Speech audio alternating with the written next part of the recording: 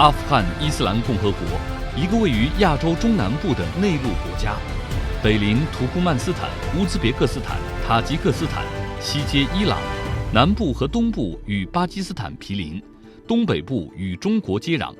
阿富汗的历史可以追溯到公元前6世纪的波斯帝国时期，它一直被视为亚洲的心脏，拥有着非常重要的战略位置和极其丰富的战略资源。作为历史悠久的国家之一，阿富汗与同样拥有古老文明的中国有着怎样的文化交流？地处古代丝绸之路的中枢之地，阿富汗对于我国提出的一带一路倡议又有着怎样的看法？关于这些问题，阿富汗驻华大使贾南·莫萨扎伊先生会有什么不同的见解？本期节目，我们将走进阿富汗，去了解中阿两国之间源远流长的邦交历史，感受它的异国风情，领略“一带一路”倡议下两国的灿烂明天。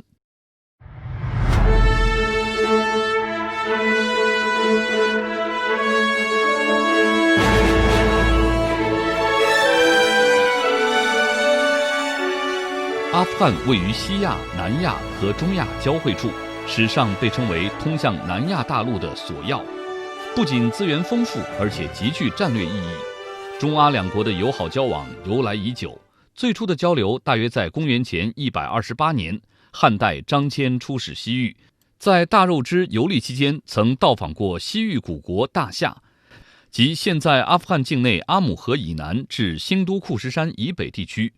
公元7世纪，唐代著名高僧玄奘西行求法2度经过阿富汗，他的足迹遍布阿富汗北部、东部和中部。自此，阿富汗就与中国结下了不解之缘。特别是到了2012年，阿富汗与中国正式确立战略合作伙伴的关系后，两国联系的密切程度更是迈上了一个新的台阶。Afghanistan is at the heart of this region. That's why we refer to Afghanistan as the heart of Asia. If you look at the map, Afghanistan connects the 4 key subregions of Asia: South Asia, Central Asia, East Asia, and West Asia. So East Asia would be China and the rest of East Asia, and West Asia obviously is Iran and the Middle East. So Afghanistan has been a connecting point, a hub or a roundabout for commerce, for the exchange of people, goods, capital, culture, information, for millennia. The famous Jiang Qian in the Han Dynasty in the 200 BC, so more than 2,000 years ago, when he went west, he visited Afghanistan, or modern-day Afghanistan. He visited Balkh province, and he wrote about it in detail, about the commerce that existed in Balkh province, and he wrote about the people, he wrote about their customs, and obviously we all know that Jiang Qian basically launched the ancient Silk Road. And so Afghanistan used to be a key hub in the Silk Road. And if you look at some of the historic monuments in Afghanistan today, you can see very clearly how Afghanistan brought different civilizations and different economic systems together in Afghanistan, and then allowed for their intermingling and for their interactions. And that produced a new civilizational influence. You can see that very, very clearly in a lot of the monuments and a lot of the artifacts that we have in Afghanistan. People of Afghanistan have always looked at themselves as bringing different peoples, different religions, different cultures together. And even today, the people of Afghanistan and Afghanistan itself, we still connect the different regions. We still bring people together, and especially for Afghanistan and China, if you look at the history, we have had a very, very close relationship, going back to the time of the ancient Silk Road. I mentioned Jiang Qian. If you also look at the 7th century, the famous Buddhist monk Xuanzang, he went to India through Afghanistan, and he came back from India to China through Afghanistan. So he brought Buddhism back to China through Afghanistan, and of course he visited a lot more places in Afghanistan than Jiang Qian, and he wrote in detail about all the cities. His writings, his travelogue, is a major source of historic information and data about modern-day Afghanistan, even for us. So there is a long history, there's a glorious history. A very important point that has to be mentioned is that throughout all this history, we have always been good friends, good neighbors, and good partners. And that has been the case since more than 2,000 years ago, and it still continues. 2013年，在习近平主席提出“一带一路”倡议后，作为古丝绸之路的重要组成部分，阿富汗成为了最早支持这项倡议的国家之一。阿富汗驻华大使贾南·莫萨扎伊先生对“一带一路”倡议的审时度势、高瞻远瞩，促进中阿互利合作与地区互联互通、深化区域经济贸易方面的合作有着高度的认可。不仅如此，阿富汗与中国的元首层面也具有高度战略共识。2014年，两国元首第一次会晤就确定了“一带一路”合作中的3个优先发展方向：道路、铁路、互联网通信。自2016年5月，两国政府正式签署共建“一带一路”谅解备忘录以来，阿富汗首都喀布尔与中国乌鲁木齐就恢复了直航航班。喀布尔通往北京的直航也在按计划实施开通。与此同时，两国还就建设跨境光缆等互联互通项目签署合作文件。正是两国战略合作关系的不断发展，推动着丝路合作新篇章的开启。We see the Belt and Road Initiative proposed by His Excellency President Xi Jinping back in 2013 as a very, very important, visionary initiative that can transform the face of economic cooperation and regional economic integration, especially in our region. Because if you look at the ideas and the objectives behind the One Belt, One Road initiative, it basically is a vision to revive the legacy of the ancient Silk Road, which brought people together, which brought economies together, which brought cultures together. So we not only look at the One Belt, One Road initiative as an economic opportunity, although that's the most prominent element of it, we also look at it as a strategic vision to bring the people of this region closer together and to strengthen the bonds of trust and confidence and practical cooperation that is beneficial to all the countries and all societies in this region. That is, in other words, win-win. So Afghanistan was one of the first countries to welcome the Belt and Road Initiative when it was proposed by President Xi Jinping, and we are now official partners in the implementation of the Belt and Road Initiative. In 2016, when our Chief Executive, His Excellency Dr. Abdullah visited Beijing, he signed the official MOU on the implementation of the Belt and Road Initiative between our two countries. We have been making steady progress since then. Our two presidents have met twice since the signing of that important document, and they have mapped out the strategic direction and roadmap for the different facets of the Belt and Road Initiative between Afghanistan and China. And now we have agreed some important projects, including in the sector of railway construction, fiber optic connectivity, energy, and not only to connect Afghanistan and China together, but also to enhance regional economic integration. So just to give you an example, we have agreed to build a 5-nation railway from China through Central Asia, through Kyrgyzstan and Tajikistan, and Afghanistan down to Iran. So that will connect China through Central Asia and Afghanistan with West Asia. And that's a project that has been agreed at the level of our two presidents. We are working on the feasibility of that project right now, and we hope that the implementation of that project, we not only hope, but we are confident that the implementation of that project will substantially increase in transit trade among all the countries involved. The other project that in our view is very historic and very, very important. We have already signed a document on the construction of the first direct fiber optic cable between Xinjiang in the Uyghur Autonomous Region of China and the northeast province of Badakhshan in Afghanistan, which will also eventually travel all the way down to Pakistan as well as Iran, and again provide data connectivity between China, West Asia, and South Asia, and then beyond. And we are also working on the signing of a multilateral document on the construction of a fiber optic Silk Road from China through Kyrgyzstan and Tajikistan to Afghanistan, and then eventually to Pakistan and also to Iran. So with the implementation of at least these two projects in the coming years, we will basically revive and update the glorious history of the ancient Silk Road. There are also a number of very important projects that we have with Pakistan that the government of China has indicated it is willing to support as part of the Belt and Road Initiative, but also as part of our efforts and our plans to connect Afghanistan more closely with the China-Pakistan Economic Corridor.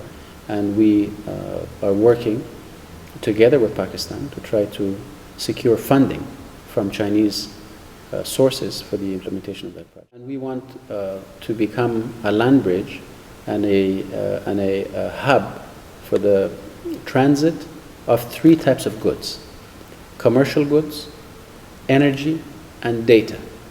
The railway projects that we have proposed will make it easier and faster, and therefore a lot more efficient and cost-effective to do trade and transit trade between China and West Asia. The fiber optic projects that we have proposed will cut down data transfer times significantly between China and West Asia and also Europe and Africa.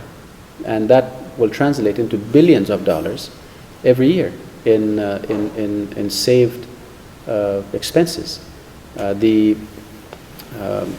projects that we have proposed in the area of energy will also address the chronic energy shortages in the region. So for example, if you look at Central Asia, it requires a lot more electricity in winter months because it's colder in the winter in Central Asia. But on the other side, if you look at South Asia, they require a lot more electricity in the summer months because that's when their demand for energy peaks because of the weather conditions. And Afghanistan is right in the middle. We want to be both a source of energy, but also a transit country for energy from Central Asia to South Asia and vice versa, so that in the winter months, South Asia, where demand is much lower in those months, can provide its extra energy to Central Asia, and in the summer months, when demand is lower in Central Asia, Central Asian countries can provide, can trade their electricity and energy to South Asian countries, and of course we can be a source of clean energy in the future, because if you look at the potential for hydroelectricity in Afghanistan, for wind energy, and for solar energy, we are right there at the top of the list. We have more than 300 days of sun, and we have some very special wind corridors in different parts of Afghanistan that can be developed not only for the energy needs of Afghanistan, but also of our neighboring countries, China included. There's another element that I did not even mention, which is the natural resources in Afghanistan. If you look at the transit potential of Afghanistan, if you look at the energy potential of Afghanistan, if you look at the trade potential of Afghanistan, there is more than enough justification and more than enough benefits for investing in Afghanistan and for for doing business with Afghanistan. But we are also one of the richest countries in the region and actually in the world in terms of natural resources. We have mapped about 30% of our natural resources, and they're estimated to be valued around $1 trillion. And that's only about 30% of our natural resources. So it's an extremely rich country in that sense. And 关于阿富汗，似乎大部分人的印象只限于战争与反恐。实际上，目前阿富汗境内正发生着巨大的变化，人民生活、社会和谐等都在稳步提升。这个古老的国度在国际社会的帮助下，正在脱胎换骨，进入了一个政治、经济和安全的全面转型期。阿富汗地理位置优越，具备发展转运贸易的潜能，且矿藏资源丰富，尤其是能源资源潜力巨大。莫萨扎伊大使鼓励更多的中国企业到阿投资，开展互利双赢的合作项目。而对于投资者最担心的安全问题，莫萨扎伊大使信心满满。Coming back to the question of security, it is an extremely important question, and it is something that we are trying to address with all the resources and all the energy that we have. Because first and foremost, it is Afghanistan that is suffering. It is Afghanistan and the people of Afghanistan that are suffering from insecurity and from violence. But we have to understand, what the problem is. Basically, what we are facing right now is an imposed war on the people of Afghanistan from outside. More than 20 terrorist groups that are identified and blacklisted as terrorist groups by the United Nations. And they have members from all the countries in this region. And we are fighting them not just on our behalf, but also on behalf of the entire region, including China. But the main point is that we are focused on this challenge. We are resolute in our efforts to eliminate the scourge of terrorism and extremism in our region. But security is not such a challenge, is not such a problem that can prevent us from pursuing our economic agenda. If you look at Afghanistan even right now, we are implementing some very important projects, and we are able to provide excellent security for those projects, including in some of the so-called insecure provinces in Afghanistan. For example, Helmand in the south of Afghanistan is considered to be one of the most insecure provinces, but even there we are working on the renovation of a major hydropower dam project, which is a major undertaking, a major project, and it's been going on very smoothly for more than a year without any incident. So the government can provide that security. We completed the construction of another irrigation and hydropower project in the west of Afghanistan, and we were able to provide all the security. We are building roads, we are building bridges, we are building highways, we are building electricity distribution networks as we speak in different parts of Afghanistan, and we can ensure the safety and security of foreign business people, of foreign investors, especially from China. And we are very happy, I'm very happy to note that an increasing number of Chinese businesses are listening to our message. They're receiving the information that they need. We have some major Chinese companies that are present in Afghanistan, and we have more companies going to Afghanistan. So just to give you a couple of examples, the China Road and Bridge Company, which is one of the biggest companies in China and in the world, is now building a major road in central Afghanistan. It's a nearly 200-kilometer road, which has a budget of more than $200 million, and they're building the road. And they have large numbers of engineers and workers who go from there from China, and they've been doing their work very safely. Huawei and ZTE, they have presence in Afghanistan, and they're doing business in Afghanistan. We have many other large, medium, and small Chinese enterprises interested in Afghanistan, working in Afghanistan, and we have always assured Chinese businesses that they will always receive a red carpet reception and hospitality and support in Afghanistan. So yes, security is a challenge, but I can assure you that it's a challenge that is manageable, and the Afghan government has been able to manage it, especially in terms of foreign investments and business in Afghanistan so far, and the situation will only get better. That's our determination and our resolve. 阿富汗与中国人民之间的友谊同样有着上千年的历史。早在古代丝绸之路建立前后，中阿作为邻近友邦就建立了非常密切的关系。除了经济方面的合作，两国人民的沟通也在“一带一路”合作的框架下不断深化拓展。每年来到中国留学的学生人数都在迅速增长。阿富汗国内也兴起了汉语热，在此基础上，阿富汗政府决定将于2018年在其国内高中开设中文课程。今年3月，历经数十年战争动乱的阿富汗绝世文物巴克特利亚宝藏首次亮相中国。这场名为“浴火重光”来自阿富汗国家博物馆宝藏的展览，是“一带一路”框架下中阿两国文化交流的重要成果。它不仅能让中国人民了解阿富汗悠久的历史和灿烂的文明，还进一步增进了两国间文化领域的深入交流。People-to-people relations is a fundamental pillar of our relationship between Afghanistan and China. As part of our comprehensive strategic partnership in Afghanistan, among the people there is a natural feeling of affinity towards the people of China, as friends, as old friends, as traditional friends, and I think the feelings in China are the same towards the people of Afghanistan. So we want to preserve that, we want to nourish that, we want to improve that and deepen that bond of friendship and partnership between our peoples.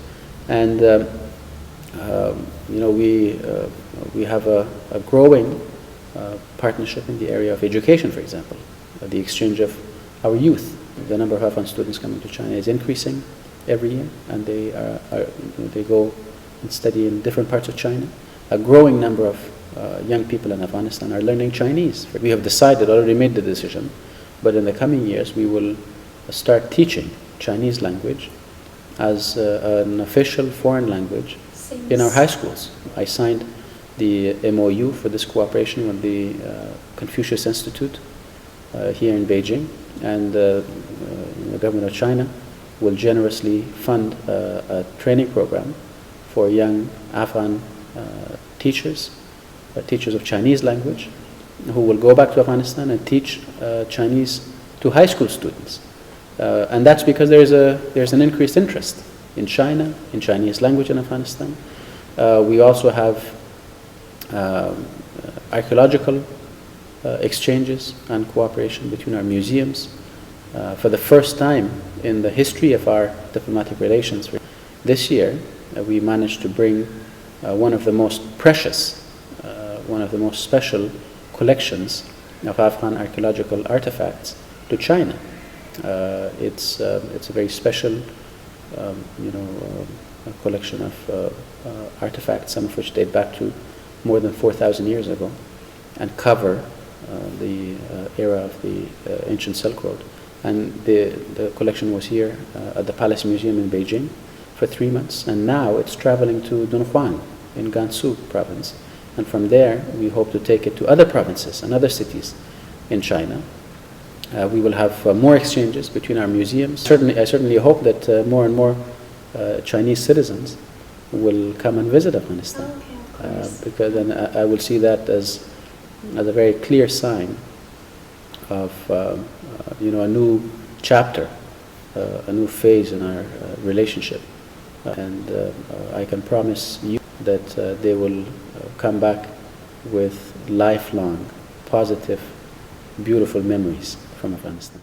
一带一路是一条合作之路，更是一条希望之路、共赢之路。一带一路倡议意义深远，内涵丰富。它不是中国一家的独奏，而是沿线国家的共鸣。未来，在“一带一路”倡议的积极推动下，中阿两国之间的设施建设、文化交流、经济贸易等方面合作潜力十分巨大。莫萨扎伊大使表示，阿富汗非常愿意与中国政府通力合作，共同为中阿两国发展、为“一带一路”倡议的落实、为美好的明天而努力奋斗。阿富汗与中国一道将丝绸之路承载的开放包容、互学互鉴、和平合作、互利共赢精神薪火相传，在世界文明交流史上续写新的灿烂篇章。